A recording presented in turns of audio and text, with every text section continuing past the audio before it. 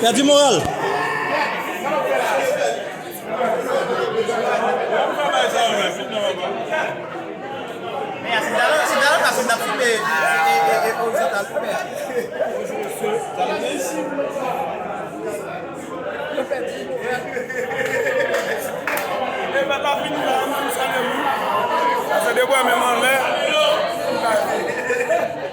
On va regarder perdu moral.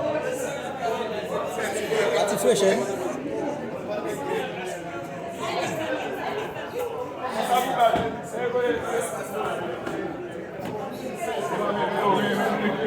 Thank you.